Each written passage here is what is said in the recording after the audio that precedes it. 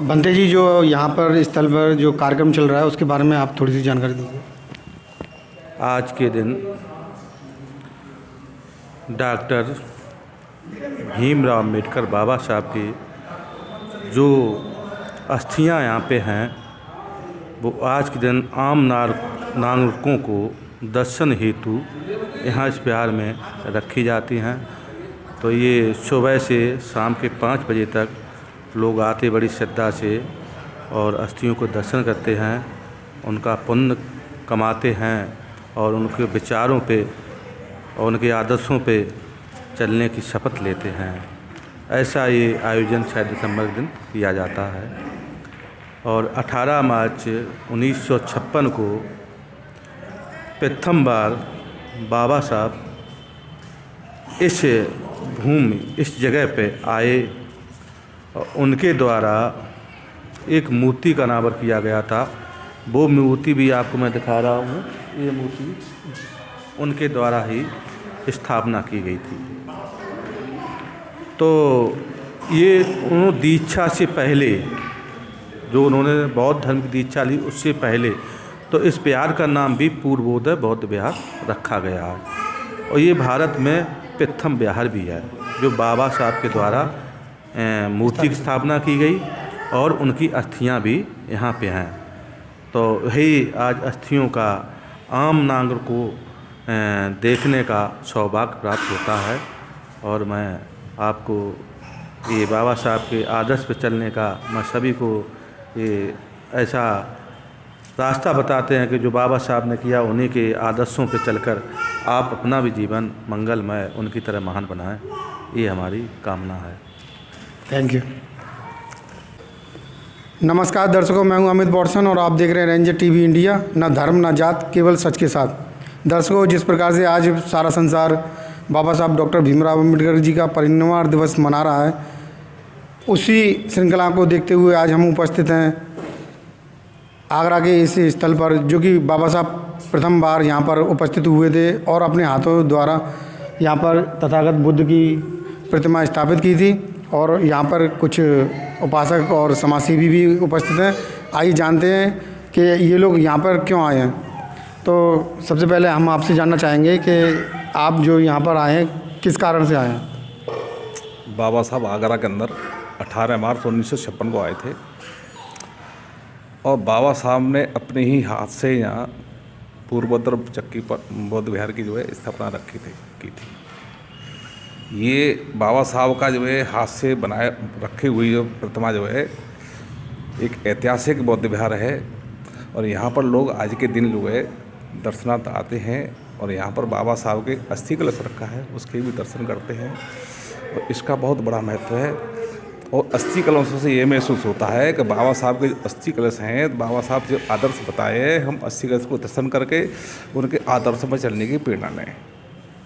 आप क्या कहना चाहेंगे। मैं ये कहना चाहूँगा कि बाबा साहब की पुण्यतिथि है, इसमें हम लोग हर साल आते हैं और श्रद्धा सुमन अर्पित करते हैं और उनका आशीर्वाद प्राप्त करते हैं और शांति बनाए रखें, इसलिए कामना करते हैं। आप यहाँ पर क्यों आए। बाबा साहब के परिनिर्वाण दिवस पर आए हैं, यहाँ पर श्रद्धांजलि अर्पित करने के लिए। तो हमारे साथ में कुछ महिलाएं भी हैं, उनसे भी जानना चाहेंगे आप यहाँ पे क्यों आई हैं। डॉक्टर भीमराव अम्बेडकर को श्रद्धांजलि देने के लिए आए हैं। ऐसी श्रद्धांजलि देते रहे हैं और देते रहेंगे। इनका बहुत बहुत हमारे ऊपर उपकार है। इनकी वजह से हमें सब कुछ मिला है, सब कुछ इन्हीं की देन है।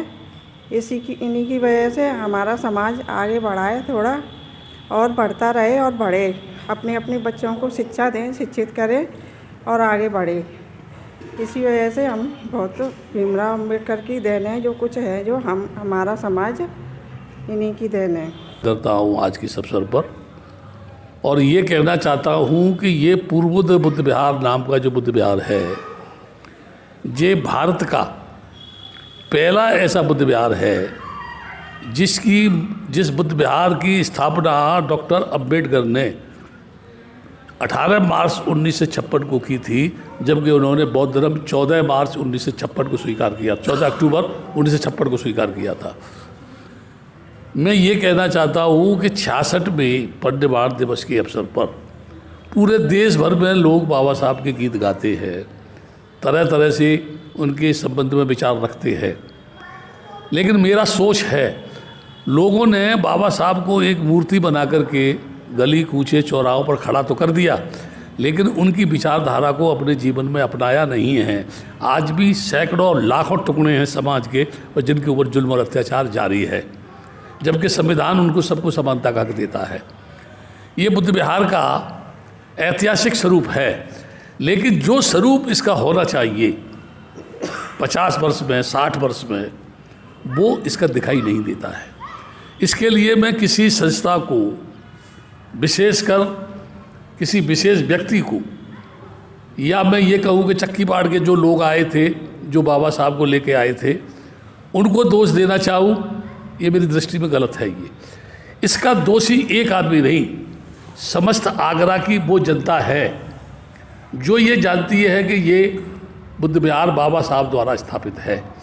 इसलिए मैं उपस्थित जनसमूह से ये कहना चाहता हूँ कि अभी तक जो उसका विकास हुआ या नहीं हुआ, मैं ये चाहता हूँ कि बाकी मेरा जीवन यहाँ व्यतीत हो, जिसके लिए मैं यहाँ रुका हुआ हूँ, आता जाता हूँ।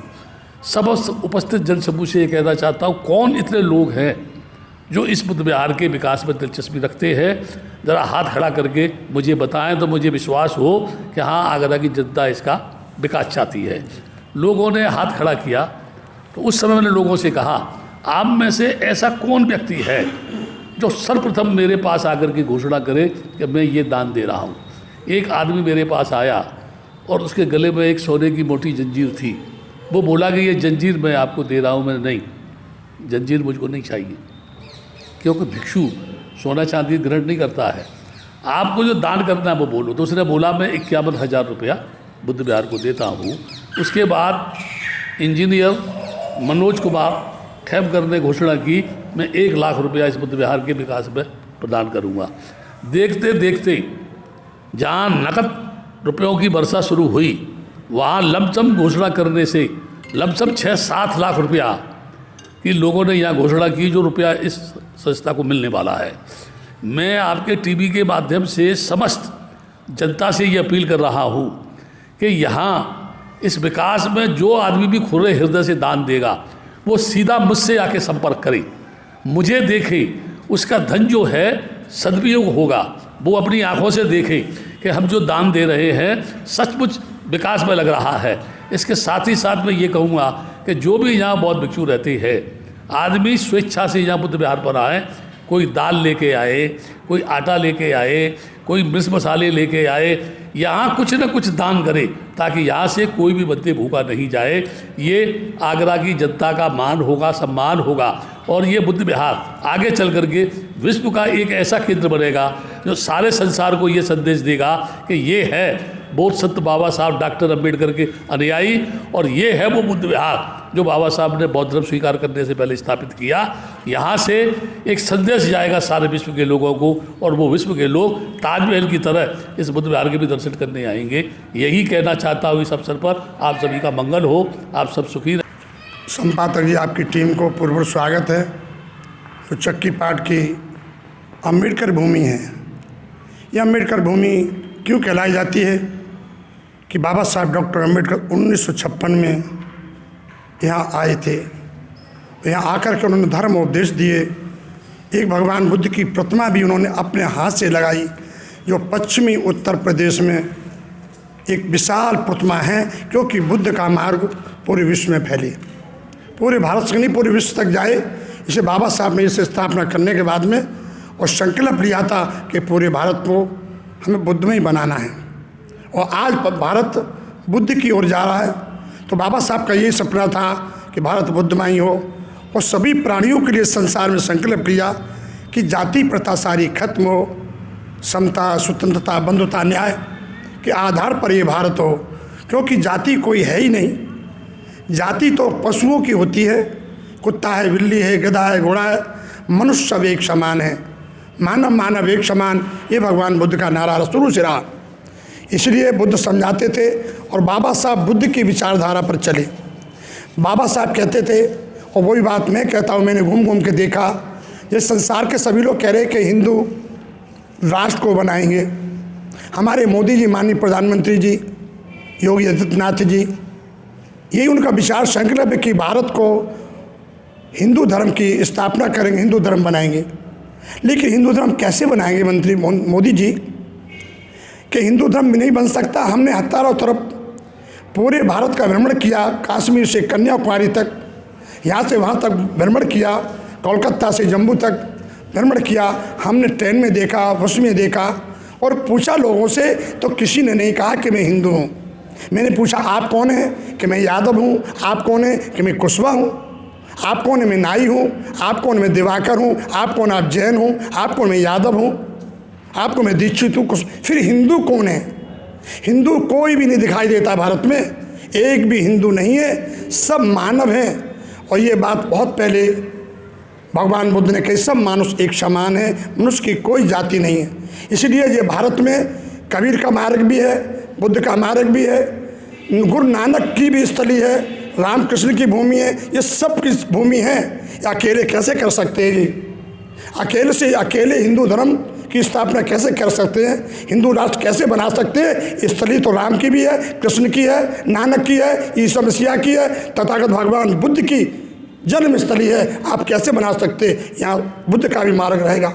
और बुद्ध का मार्ग तो एक ऐसा मार्ग है कि पूरे भारत में जन जन बच्चा बच्चा अपना रहा।